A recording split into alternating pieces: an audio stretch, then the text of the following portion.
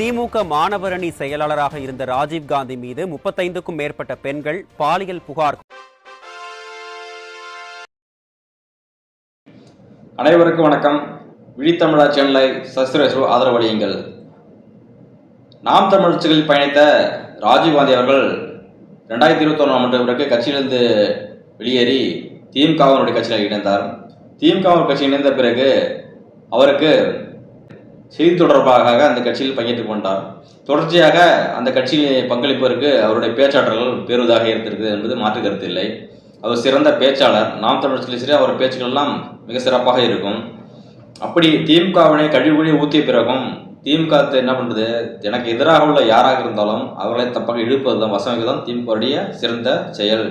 எதிராக வைத்து கொண்டு தான் நமக்கு தான் ஆபத்து. நம்மளை போட்டு அடித்து ஆடுவாங்க, நமக்கு அவமானத்தை ஏற்படுத்தும். நம்முடைய திட்டங்கள் எல்லாம் கொள்கைகள் எல்லாம் திருட்டு மடலெல்லாம் அம்பலப்படும். அப்போ தனக்கு எதிராக உள்ளவர்களெல்லாம் கவுந்து இழுப்பது தான் அவருடைய தில்லால கடித்தனம். அது சரியான சாணக்கியத்தனம் என்பது போல தான் திமுக அந்த ஒரு செயல்களை செய்யும். அந்த சூழ்நிலை தான் இந்த கட்சி தொடர்ந்து பண்ணி கொண்டு இருக்கும்போது நாம் தமிழ் விமர்சனம் செய்து கொண்டிருந்தார். சீமானை பற்றி விமர்சனம் கொடுத்தார். சரி, அது ஒரு நிலைப்பாடு. அவருக்கு வேறு கட்சி இருக்க போது எதிர்கட்சிகளை விமர்சனம் செய்வது இயல்பு, அது அதனால் புறதல வேண்டும். ஆனால் அந்த கட்சியில் இருந்து செய்தி தொடர்பாக இருந்தவர்களும் இளைஞர் தமிழ்நாடு மாணவ இளைஞர் தலைவராக அந்த கட்சியில் பதிவு செய்யப்பட்டது.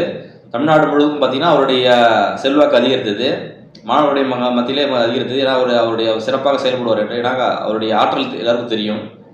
அந்த வகையில் பார்த்தீங்கன்னாக்கா திமுக என்ன செஞ்சுக்குதுன்னா எதிராளிகள் தமக்கு இழுப்பது வசம், அவர்கள் கைவந்த கலை அதே சமயத்தில் வளரவிடக்கூடாது என்பதுதான் அவருடைய முக்கியமான திட்டமாக இருக்கும். என்னென்னு சொன்னால் பல வருஷங்களாக அந்த கட்சியிலே குவி கொண்டிருக்கும் தமிழர் பிரசன்னா அவர்கள் இன்று வரை செய்தோடு வாய்த்து கொண்டார்கள். இன்று வரை அவருக்கு பொறுப்போ ஒரு எம்எல்ஏ சீட்டை எதுவும் கொடுக்கவில்லை. கடைசி வரைக்கும் கத்திக்கொண்டே இருக்க வேண்டும். அதே போன்றுதான் இவர் ஏன்னு கேட்டால் நாம் தமிழ் கட்சியிலே வந்தவர் இவர் அதிகார மையத்திற்கு விட்டுவிடக்கூடாது. ஒரு எம்எல்ஏ கூட தான் கண்டிப்பாக வெற்றி விடுவார். திமுகவோட ஆதரவருக்கு கண்டிப்பாக வெற்றி பெறுவார். கொடுத்து விட்டால் மிகப்பெரிய ஆபத்தாகிடும். அதாவது நாம் தமிழ்ச்சி வந்தவங்களும் எந்த சூழ்நிலையில் அவர்கள் வந்தாங்கன்னு தெரியாது. ஒருவேளை திமுக நடத்திருக்கலாம். இவங்களெல்லாம் நம்ம எப்படியாச்சும் கட்சியில் புகுந்து நம்ம ஆட்களை கவர்றதுக்கு வந்தார்களான்னு கூட நினைத்திருக்கலாம். ஆக உதவி வந்துடக்கூடாதுன்னு தான் இந்த ஒரு பொறுப்புகளை கொடுத்து அவளை அந்த லெவலில் வைத்து கொண்டிருக்கிறார்கள். அந்த சூழ்நிலையில் இப்போ அந்த மாணவடி பொறுப்பிலிருந்து திமுகவுடைய பொதுச் செயலாளர் துரைமுருகன் அவர்கள் கடந்த 12ஆம் தேதி அந்த பொறுப்பிலிருந்து விடுவித்து திமுகவுடைய கொள்கை பரப்பு இணைச்சலாக நியமிக்கப்பட்டார்.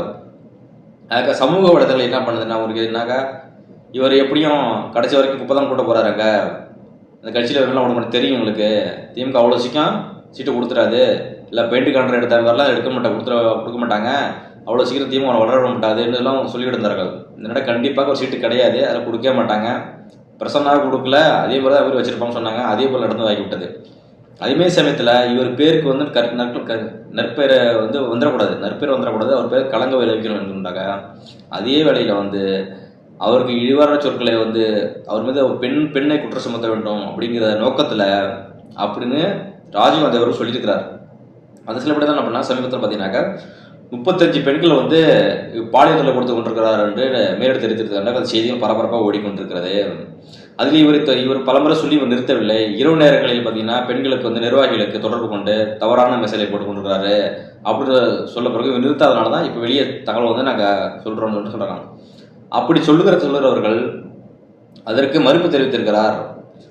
என்னுடைய வளர்ச்சி பிடிக்காமல் என்னுடைய பழிவாங்க நோக்கத்தில் இதுபோல திட்டமிட்டு என்னுடைய பெண்கள் பாலியல் தொல்லையில் ஈடுபடுவதாக செய்து கூறி தவறான செய்திகளை இதுபோன்ற பரப்பி அசிங்கப்படுத்துகிறார்கள். இது ஒரு இழிவான செயல். என்னை வளர்ச்சியை பிடிக்காமல் என்னை பழிவாங்கத்திற்கு இதுபோல செய்யப்படுகிறார் என்று அவர் மறுப்பு தெரிவித்திருக்கிறார். மறுப்பு தெரிவித்துப்பட்டல்லாமல் அது ஒரு ஃபேக் சாட் அக்கௌண்ட் அப்படிங்கிறத ஒரு பதிவையும் இன்ஸ்டாகிராமில் பதிவு போட்டிருக்காரு. லிங்கை போய் பார்த்தா அப்போனா சரி, உண்மையில் இவர் குற்றச்சாட்டு இவர் 11 மணிக்கு மேலே இவர் இரவு பெண்கிட்ட சாட் செய்ததாக எங்கன்னா என்ன பண்ணுறோமா அப்படின்ற சாட்டெல்லாம் ஒரு பதிவில் பார்க்க முடிஞ்சது. அந்த சாட்டில் பார்த்தீங்கன்னாக்கா என்ன பேச மாட்டியா, பிரான்ஸில் என்ன பேர் தெரியுமா, என்னன்னா உன் அண்ணன் தானே பேசுகிறேன், என்னென்ன அப்படி பேசுகிறீங்க, அண்ணன்னா பேசுங்கண்ணா, இது மாதிரி பேசாதீங்கண்ணா, பிரான்ஸில் என்ன ஃபேமஸ் தெரியுமா, தெரியாதுண்ணா, தெரியாமல் அதெல்லாம் போட்டிருக்கேன், பிரான்ஸ் பேசணும் கிறிஸ்தாம ஃபேமஸ்ஸு. இது போன்ற பெண்கள் இச்சை நோக்கத்தில் பாலியல் நோக்கத்தில் பேசப்பட்டதாக ஒரு சாட்டுகள் பரப்ப வெளியாகிறது. இது மறுப்பு தெரிவித்து மட்டும் இல்லாமல் அதற்கான பேட்டிக்கோட சாக்கெட்டையும் பதிப்பட்டிருக்கிறார். அப்போ உண்மையில் அவர் குற்றம் சாட்டப்பட்டு இருந்தால் அவர் இந்த மாதிரி தவறான தகவலில் ஈடுபட்டிருந்தால் இரவு நேரங்களில் அந்த மெசேஞ்சர் மூலம் தவறாக பரிமாற்றப்பட்டு தன் நிர்வாகிகளை பெண் நிர்வாகிகளிடம் இதுபோல் தவறான முயற்சிகளை தவறான வார்த்தைகளையும் உபயோகித்து பேசி உரையாடல் கொண்டிருந்தால் அந்த உரையாடப்பட்ட பேசப்பட்ட நகர்வுள்ள தகவல்களை வெளியிட முடியுமா? உண்மையில் ஒரு குற்றச்சாட்டை நிரூபிக்க வேண்டும் என்றால், தண்டனை கொடுக்க வேண்டும் என்றால் நிரூபிக்க வேண்டும்னா வெளியிட வேண்டும். அப்போ அவர்களுடைய முகையிலையும் பறிமுதல் செய்ய வேண்டும், இவருடைய முறை பறிமுதல் செய்ய வேண்டும். அப்போ உண்மையில் சொன்னால் அந்த மொபைலை பார்த்தா தெரிஞ்சிடும் ஃபேக் அக்கௌண்டா இல்லை உண்மையிலேயே மொபைல் சாட்டப்பட்டு தெரிஞ்சுவிடும். ஃபேக் அக்கௌண்ட் சொல்ல எங்கேயோ ஒரு இதில் சாட் பண்ணி வேற ஒரு பேர் உள்ளோட வச்சு அப்படியே அவங்க பேரை போட்டு அதெல்லாம் டீட்டெயில் வருகிறது. 5G மொபைலா என்ன மொபைலா சாட்டிங்க எல்லாம் வருகிறது. ஆப்ஷன் வச்சு டைப்னா சாட் பண்ணுற மாதிரி ஸ்கிரீன்ஷாட் போடுற வாய்ப்பு டெக்னாலஜி வளர்ந்து விட்டது. உண்மையில் ஒரு தயாரிப்பு குற்றச்சாட்டு நகர்ந்த கம்ப்ளைண்ட் கொடுத்த மொபைலை பறிமுதல் செய்து ஆய்வு செய்து கொடுங்க, நான் ஒப்புக்கொள்கிறோம். திமுக இது போன்ற இழிவான செயல்களை செய்யக்கூடாது. ஏனென்று சொன்னால் இதில் மாற்று கட்சியில் ஒரு சேர்க்க மாட்டார்கள். திமுக போன்ற இதுதான் இழிவான செயலை செய்யும். இதை வந்து அவருடைய கைவந்த கலை. எதிராளி வீழ்த்து கொண்டு சொன்னால் பெண்களை வச்சு இழிவு செய்வார்கள். யாராவது ஒரு பெண்களை கலைப்பு விட்டு அவங்களோட பேசுகிற மாதிரி செய்வார்கள். இல்லை அவரோட தொடர்பு எடுத்து தவறான போட்டோ எடுத்து வச்சு வீடியோ எடுத்து வச்சு நட்புரீதியாக இருக்கக்கூடிய தவறாக சித்தரிக்கக்கூடிய இந்த வேலையை எல்லா விட திமுக செய்து கொண்டிருக்கும். ஆகையினால இந்த வந்து நம்ம வந்து இதை வித்து ஒருத்தர் வந்து தவறாக கண்டிட முடியாது. சரிங்களா? முழுமையாக நம்ம தகவல் வெளியே வந்து முழுமையாக இது உண்மையில் இது போல் தவறாக முயற்சித்தா தன்னோட பெண்கள் இரணங்களை பேசினா தவறாக மறந்து கொண்டார் என்ற செய்தி உண்மையாக நிரூபிக்கப்பட்டால் நம்ம ஏற்று ஒப்புக்கொள்ளலாம். ஆனால் இது பழிவாங்கப்பட்ட செயலாக தான் இருக்கிறது. நாம வந்து அவர் வந்து டிஎம்கேல பயன் கொடுக்குறாரு, வேற ஒரு கட்சியில் பயணித்தாலும் இதை வந்து நம்ம உடனே வந்து இந்த எதிரிகளை வீழ்த்துவதற்கோ தன்னுடைய கட்சியில் வளர்ச்சி பிடிக்காம சில செய்கின்ற செயல்பாடுகளை வந்து நம்ம வந்து எல்லாம் முற்றிலுமாக ஒருத்தர் தவறாக இடைப்படக்கூடாது. இது வந்து அரசியலை வீழ்த்துவதற்கு ஒவ்வொருவரும் சரி போட்டியில் பொறாமக்கலாமல் ஒவ்வொருவரும் இது போன்ற செயல்பாடுகளில் ஈடுபடுவார்கள். அதனால ஒரு வந்து இதை வைத்து நம்ம கணக்கு போட முடியாது என்பதை நம்ம தேர்ந்து கொள்கிறோம். அதே சமயத்தில் சொன்னார்கள் இவர் வந்து கட்சி பறிக்கப்பட்டதே இந்த போன்று பெண்களை தொடர்பு சொல்றதுனால தான் இது போன்று உடனடியாக நடவடிக்கை எடுத்து தான் அந்த மாநில இளைஞர் பணியிலிருந்து பொறுப்பிலிருந்து விடுவித்து கொள்கை இன பிரச்சனை என்ற தகவல் வருது. அது முற்றிலும் பொய்யான தகவல். அவருடைய வளர்ச்சி விடக்கூடாது, அடுத்த அதிகாரத்தை நோக்கி போயிடக்கூடாது. தமிழக மாணவர்கள் சொன்னீங்கன்னாக்கா தமிழ்நாடு முழு பார்த்தீங்கன்னா இளைஞர்கள் எல்லாம் கூட்டம் கொண்டு சென்று அவருடைய பிம்பம் வந்து கட்டமைச்சிடும். ஐக்கான் ஆகிடுவார். ராஜீவ்காந்தின்னா ஒரு பேர் முகமாயிடுவார். அப்போ அந்த இதுலேருந்து வந்து வெளியேற்றணும். அப்போ என்ன பண்ணணும், செய்தி தொடர்பாளராக வந்து மைக்கில் வந்து மீடியாவில் பேசினே பேட்டி கொடுத்தியா, பிரச்சனை பண்ணியா, அவனுக்கு கூலி அவனே போனே அந்த மாதிரி இருக்கணும். அதிகாரத்தை நோக்கி அவர் வந்துடக்கூடாது அடுத்த கட்டத்துக்கு என்பதற்காக தான் அவர் மீது ஒரு பழிய கலங்க சுமத்தி இது போன்ற ஒரு செயல் ஈடுபடுகின்றனர். குற்றம் நிரூபிக்கப்பட்டால் கண்டிப்பாக அவருக்கு தண்டனை கொடுக்க வேண்டியதாக இருக்கும். ஆக மொத்தம் நம்ம சமூக வலைதள வழியாக சாட்டு இந்த டெக்னாலஜி வளர்ந்தபடி இப்போ தவறாகவும் எடிட் செய்து போடுவது, ஃபேக் அக்கௌண்ட் போடுவது, இந்தமாரி சில நம்பி நம்ம முற்றிலுமாக நம்பி உடனே ஒருவரும் தவறாக சித்தரிக்கக்கூடாது.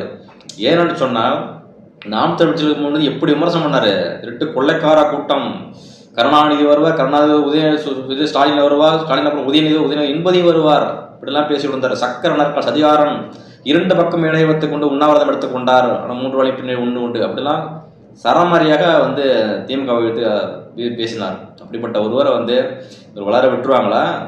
எதிராளியை கைக்குள்ளே வச்சு அழிக்கிறதா திமுகவோட கைவந்த கலை. சரிங்களா?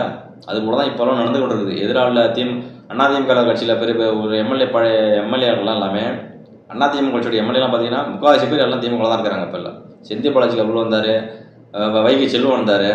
இப்போ எதிர்கட்சியில் கூட முதலமைச்சராக இடைக்கால முதலமைச்சராக இருந்த ஒரு அதிமுக கட்சி எடுத்த பொறுப்பேற்ற ஓபிஎஸ் கூட தன்மானத்தை இழந்து மானம் கெட்டு போய் இப்படி ஒரு சுயநலத்துக்காக எந்த வெக்கம் இல்லாமல் கூச்சா இல்லாமல் போய் முற்றிலும் எதிரான கட்சியில் திமுக எடுத்திருக்கு தான் வெக்கக்கேடானது.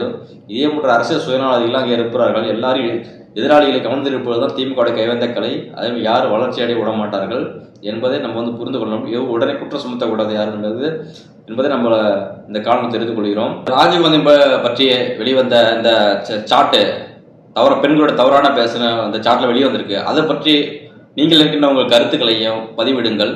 நன்றி, வணக்கம்.